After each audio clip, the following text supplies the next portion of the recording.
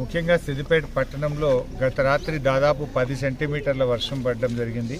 సిద్దిపేట పట్టణ పైభాగంలో ఉన్నటువంటి తొగుట మండలంలో కూడా 20 సెంటీమీటర్ల వర్షం పడి మరి పెద్ద ఎత్తున వరద నీరు రావడం జరిగింది. ముఖ్యంగా ఎన్సాన్పల్లి, తడకపల్లి చెరువులన్నీ కూడా ఓవర్ఫ్లో అయి పట్టణంలో ఉండే కోమటి చెరువు నుంచి నీరు వరద ఉధృతి గత 20 సంవత్సరాల్లో ఎప్పుడూ రానంత వరద ఒకేసారి రావడం వల్ల పట్టణంలోని పలు కాలనీల్లో లోతట్టు ప్రాంతాల్లో నీళ్లు రావడం జరిగింది. సో ఈ నీళ్లను తొలగించడం కోసం కింద ఉండేటువంటి నర్సాపూర్ చెరువు యొక్క మత్తడిని దాదాపు 1 మీటర్ పాటు తొలగించడి, నీటిని మరి అటు శనిగరం చెరువు వైపు ఇటు మందపల్లి వాగు వైపు మళ్లించడి మరి నీళ్లను తొలగించగలిగాం. బట్ భవిష్యత్తులో కూడా ఇలాంటి క్లౌడ్ బ్రస్ట్ సిచ్యువేషన్స్ వచ్చినప్పుడు, ఇంత పెద్ద ఎత్తున వరద వచ్చినప్పుడు దాన్ని ఎలా తట్టుకోవాలి, దీన్ని ఏ రకంగా ముందుకు తీసుకుపోవాలనే దాని మీద కూడా టెక్నికల్గా ఇంజనీర్స్తో మాట్లాడి ఇలాంటి సిచ్యువేషన్ మళ్ళీ పునరావృతం కాకుండా కూడా తగిన జాగ్రత్తలు తీసుకునే ప్రయత్నం చేస్తాం.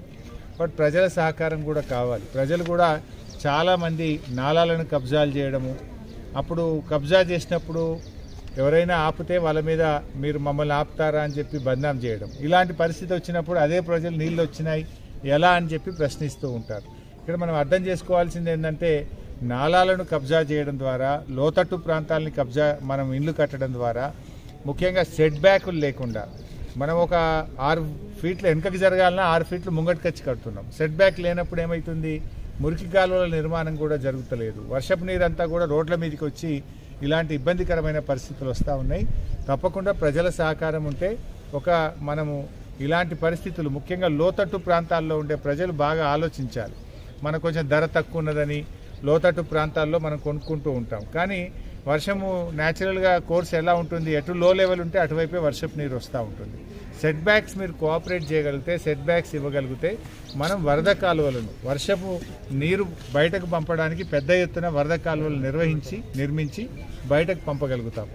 గతంలో మనం కోమటి చెరువు నుంచి నర్సాపూర్ చెరువుకు మనం మంచి డ్రైనేజ్ సిస్టమ్ను బిల్డ్ చేసినాం. దాదాపు గత 20 ఏళ్ళుగా ఎప్పుడు కూడా మనకు ఇబ్బంది రాలేదు. బట్ ఈసారి క్లౌడ్ బ్రస్ట్ సిచ్యువేషన్ 20 సెంటీమీటర్ల వర్షం ఒకేసారి రావడంతో మరి బాగా వరద వచ్చినప్పుడు దాని నుంచి పొంగి ప్రవహించినటువంటి పరిస్థితి వచ్చింది. దీని నుంచి కూడా తప్పకుండా ఆలోచిస్తాం. ఇలాంటి పరిస్థితులు మళ్ళీ రేపు ఇంకా ఇంతకంటే పెద్ద వర్షం వస్తే కూడా ప్రజలకు ఇబ్బంది కాకుండా ఏం చేయాలి, ఎలాంటి వ్యవస్థ మనం నెలకొల్పాల్సిన అవసరం ఉందనేటువంటిది ఇంజనీర్స్ అందరితో కూడా డిస్కస్ చేసి ఒక ప్రణాళికను తయారు చేసుకొని ముందుకు పోతాం. బట్ ప్రజలకు కోఆపరేషన్ కూడా ఉండాలి. ప్రజలు కూడా తప్పకుండా అందరూ సెట్ బ్యాక్తోని నిర్మించుకోవాలని చెప్పి కూడా ఇలాంటి దాని ద్వారా మనం నేర్చుకోవాలి. మనం అల్టిమేట్లీ ఇప్పుడు ఏం జరిగింది, కొంతమంది ప్రజలకు ఇబ్బంది జరిగింది, కొన్ని కాలనీల్లో ఇబ్బంది జరిగింది. ఇలాంటివి మనం జరగకూడదు అంటే ప్రజలు కూడా కౌన్సిల్తో సహకరించాలి. అప్పుడే మనం సాధ్యపడుతుంది.